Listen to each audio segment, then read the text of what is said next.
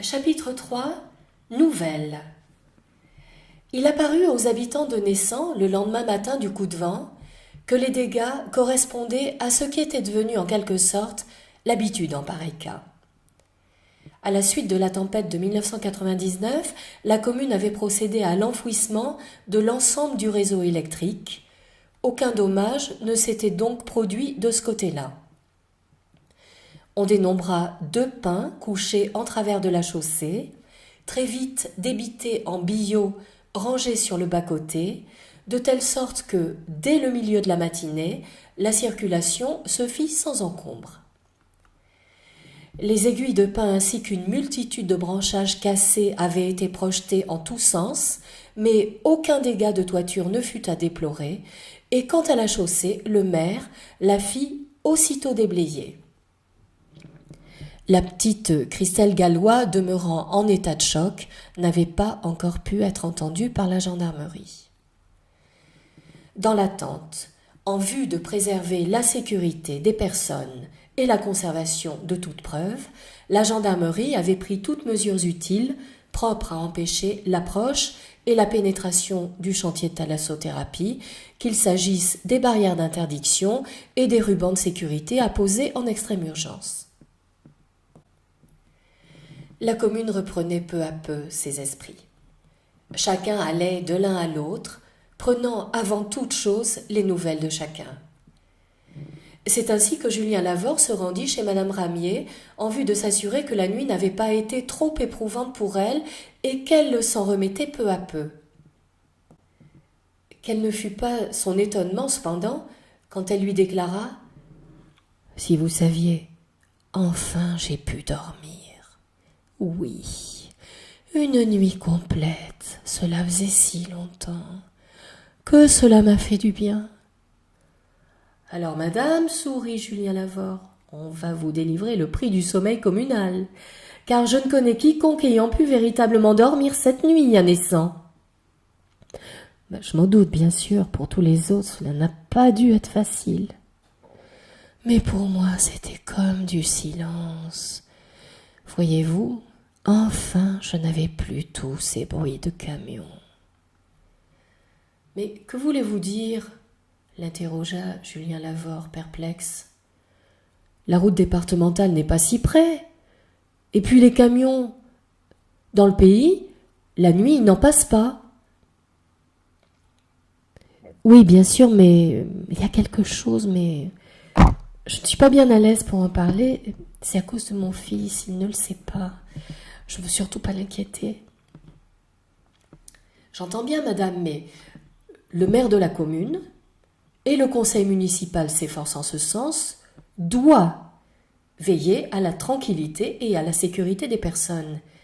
N'hésitez pas à m'en dire plus sur ces passages de camions. Allez-y, madame, je vous écoute. » Ma retraite est toute petite. Et puis, avec les prélèvements sociaux et les factures qui ne cessent d'augmenter, cela devenait un peu compliqué.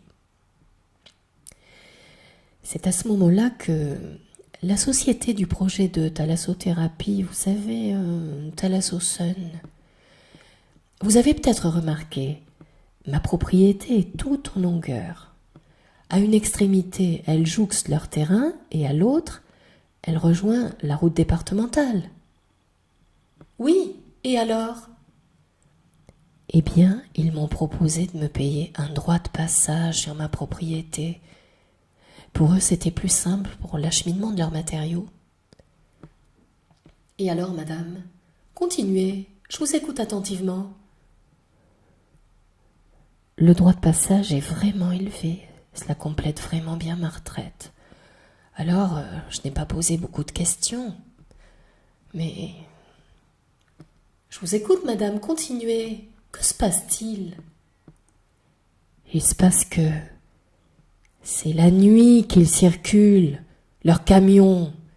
Ils ne me l'avaient pas dit. La nuit, jamais le jour. Et ils sont si lourdement chargés. Ils en font un bruit, ils m'empêchent de dormir. Madame, savez-vous ce qu'ils transportent, ces camions ? Je n'ai jamais osé le leur demander, je ne veux surtout pas que le passage soit remis en question, et puis c'est bâché de façon tellement serrée, on ne peut rien voir. Madame Ramier baissa la voix. Mais je m'en suis quand même aperçue, car en plus, ils font peur à mon petit chat. Comment cela ? Parce que plusieurs fois, il a reçu un peu de leur chargement sur la tête. C'est-à-dire, madame ? Du sable. Comment cela, du sable ? Du sable ! Le sable qu'il y a sous nos pieds au moment où nous parlons, monsieur Lavore. Encore, cela passerait. Mais là, c'est du sable mouillé. Non, pas mouillé, trempé. Julien Lavore prit congé en se rappelant les propos tenus par le maire le matin du vent. Ce faisant, il ne pressentait pas que les habitants de Naissant allaient dans les heures qui suivraient être, à nouveau, individuellement et collectivement, choqués. Pourtant, chacun s'efforçait ce jour-là de reprendre peu à peu sa vie habituelle. Mais c'est souvent dans notre intimité première que les nouvelles, qu'elles soient bonnes ou qu'elles le soient moins, tout d'un coup, savent nous trouver.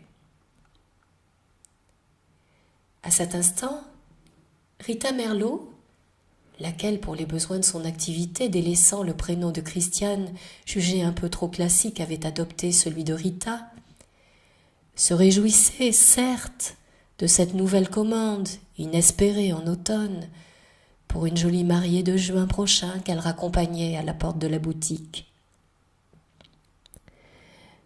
Mais moi, qui vais encore dîner seule ce soir, pensait-elle en souriant bravement, la main sur le loquet, ma vie se résumera-t-elle aux robes de mariée des autres ? Madame, vous avez bien noté, premier essayage en novembre. Attention, pas de prise de poids d'ici juin, riait-elle un peu trop fort. Tandis qu'à quelques mètres de là, Sandy, le nom du salon de coiffure étant Sandy, dans la commune, c'est ainsi qu'elle est appelée par tous, la dernière cliente étant partie, venait de s'installer confortablement parmi les fauteuils dédiés à la clientèle dans le meilleur, pour enfin lire son magazine préféré. Au même moment, de son côté, le docteur Damad, à la clinique de la Source, rangeait distraitement, entre deux rendez-vous, quelques courriers à traiter.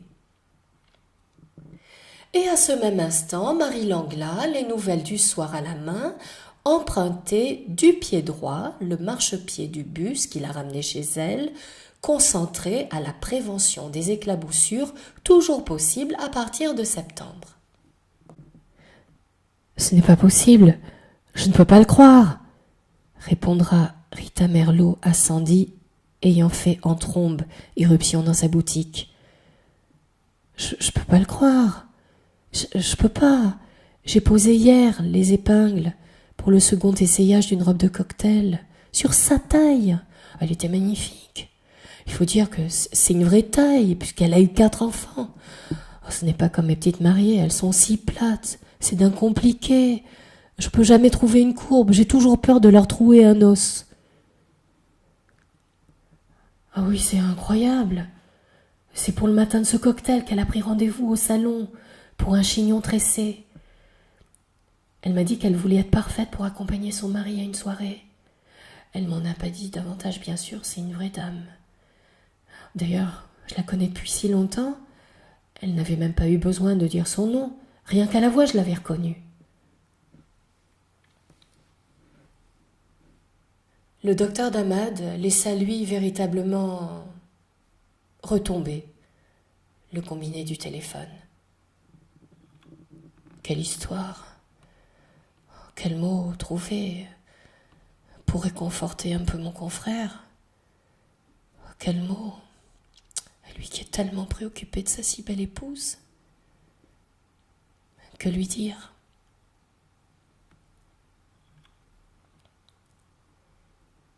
Marie Langlas était désormais assise dans le bus. Mon Dieu, que m'avait-elle dit? Elle m'a dit que... Et puis encore, mais il y a autre chose. Mais que m'a-t-elle dit? Vais-je pouvoir m'en souvenir? Telles se précipitèrent ses pensées, au moment où glissait de ses mains, qui ne pouvaient plus le tenir, le journal du soir, où l'on pouvait lire, dans une brique intitulée « Disparition inquiétante », de gauche à droite, en caractère d'imprimerie, le nom de Beata Dori.